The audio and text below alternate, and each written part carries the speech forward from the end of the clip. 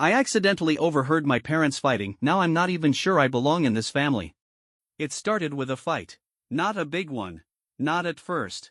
Just raised voices behind a closed door, the kind every kid learns to tune out eventually. But I'm not a kid anymore. I'm 19. Home from college for spring break. And this fight? It wasn't like the others. It was 11:47 p.m. I remember because I just paused Netflix to grab a snack. I was tiptoeing down the hallway when I heard my dad say something I was not supposed to hear. "Why don't you just admit it already? He's never looked like me." My stomach did this weird lurch, like I'd missed a step that wasn't there. I stopped walking. Just froze. Then my mom's voice, lower but sharp. "Because he is yours. I told you that 1,000 times. You think I believe that? After what happened?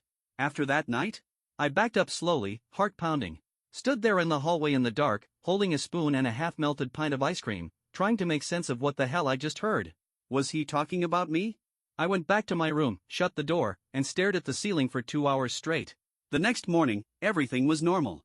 Too normal. Mom made pancakes. Dad drank coffee and read the paper like it was the freaking 1950s. No tension. No passive-aggressive comments. No hint that they'd nearly torn each other apart behind closed doors the night before. But I couldn't unhear it. "He's never looked like me." That line was stuck on repeat in my head like a broken record. I started looking through old photo albums. Me as a toddler. First grade. Middle school. My dad and I side by side at my high school graduation. And yeah, now that I was looking closely, I don't look like him. Not really. He's tall.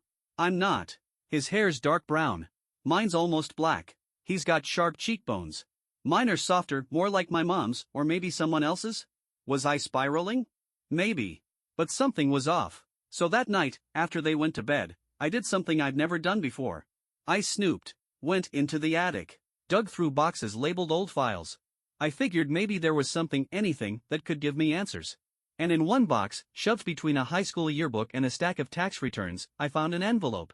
No name. No label. Just sealed and yellowed with time. Inside? A paternity test. My name at the top.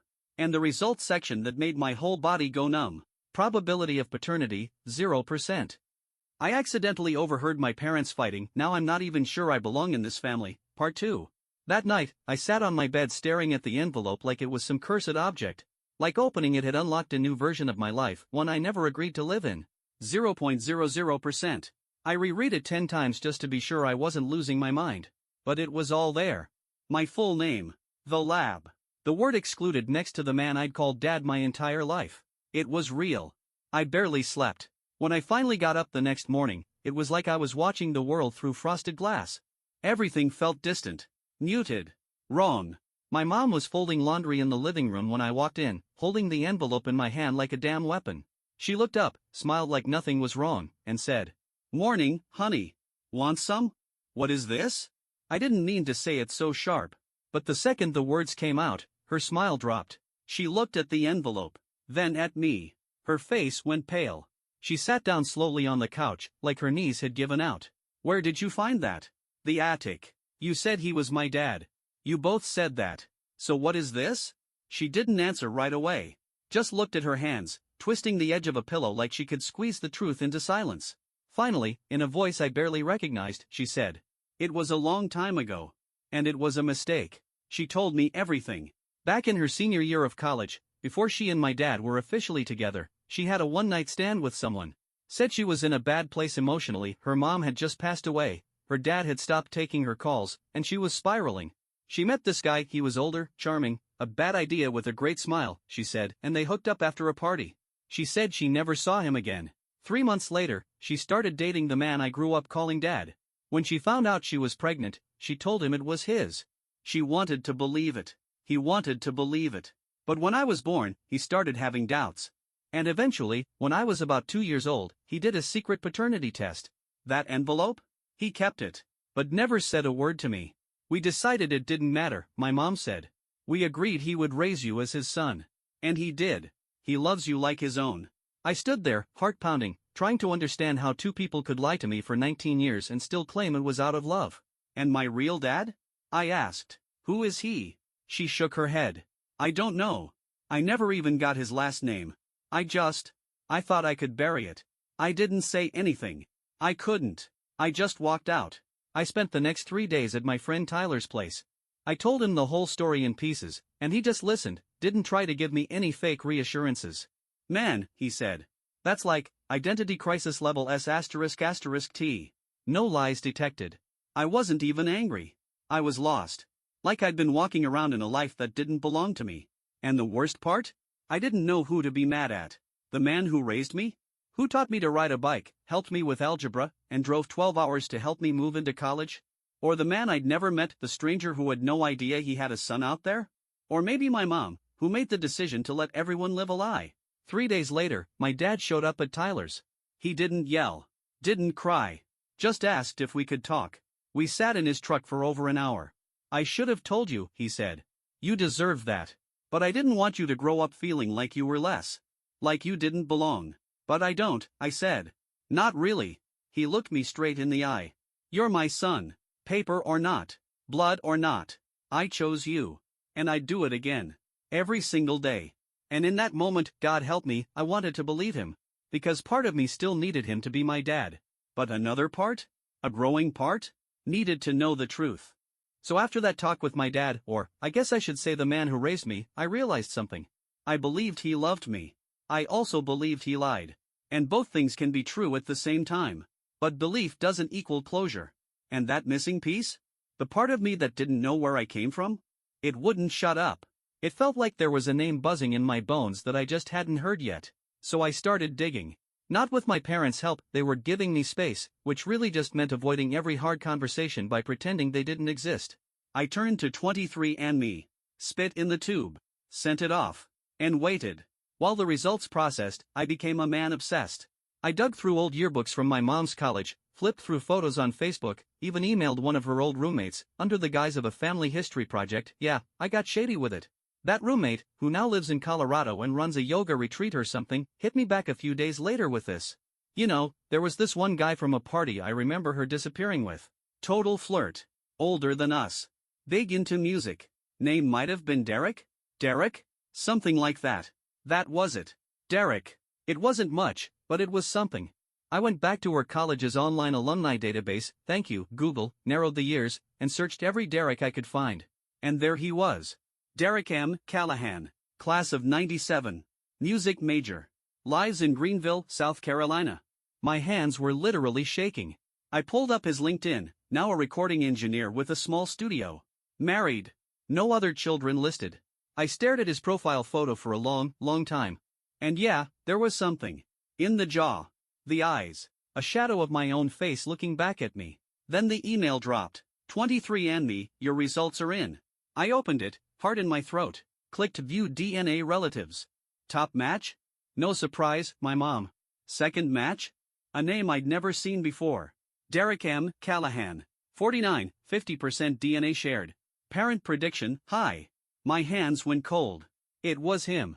I was staring at the name of my biological father, confirmed by science, locked into an ancestry site like it was a weird Facebook notification from the universe. I didn't cry. I didn't scream.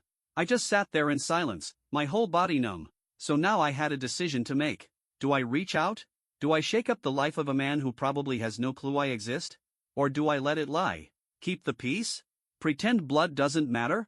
I didn't decide right away.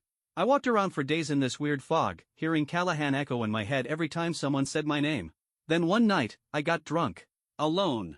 Sent an email. Subject, you might be my father.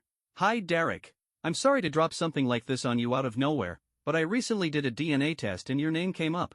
I think you knew my mom back in college, her name is Rebecca. I don't want anything from you. I just want to understand where I come from. If you're open to talking, I'd like that. Josh. Then I hit send.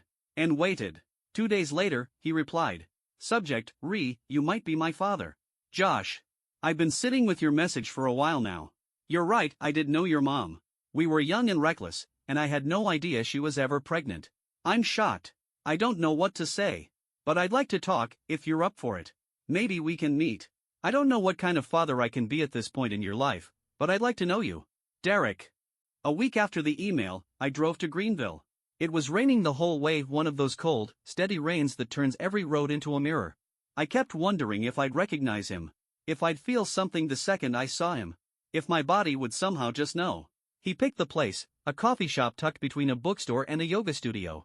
Chill vibes. Low pressure. When I walked in, he was already there. Sitting by the window in a gray button-up. His hair was salt and pepper, longer than I expected. He looked up when I came in, and I swear for a second it was like looking into a slightly older version of myself. He stood. Gave me a small smile. Josh? Yeah. We shook hands. It was weird. But not awful. We sat. He offered to pay for my coffee. I said I was good. Then came the pause. The what the hell do we even say pause? He broke it. You look like your mom. I gave a half smile. People used to say I looked like my dad. I guess that depends which one you're talking about. We both kind of laughed, but yeah, ouch. We talked for over an hour. He told me about college. About how he and my mom met at a house party. How they hooked up once, maybe twice. He was 22, she was 21.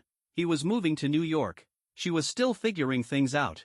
He swore he had no idea she was pregnant. Said if he'd known, he wouldn't have walked away. Would have tried to do right. I know that's easy to say now, he added. But I mean it. He told me about his life now, married, no kids, a recording studio downtown.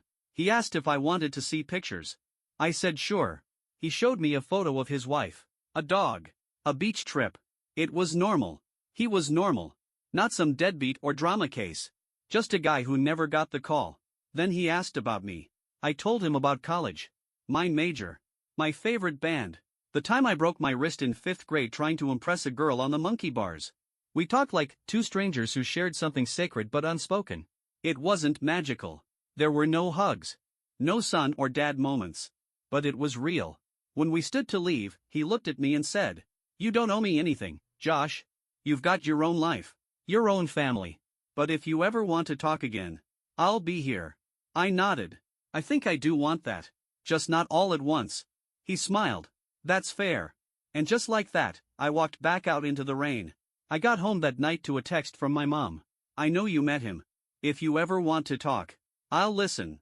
I know I failed you. I just hope it's not forever. I didn't reply. Not yet. Because the truth is, yeah, she made a huge mistake. She lied. And yeah, it hurts. But I'm also starting to understand that people are messy. Sometimes they lie not to protect you, but to protect the version of themselves they wish were true. As for my dad, the one who raised me, I did call him. We went to lunch that weekend. I told him everything. And he just nodded, real quiet, before saying, "Thanks for telling me. Doesn't change a thing." Then he pulled out his wallet and showed me the same picture he's carried for years, me at age 6, missing my front teeth, grinning like a little gremlin. "This is my son," he said. "Always has been." And yeah, I cried. Right there in a booth at Chili's. No shame. So where does that leave me? Right in the middle. One man gave me my blood. Another gave me my life. And somewhere in between, I'm finally figuring out who I am. On my terms. Not just somebody's son. Not just a secret. Me.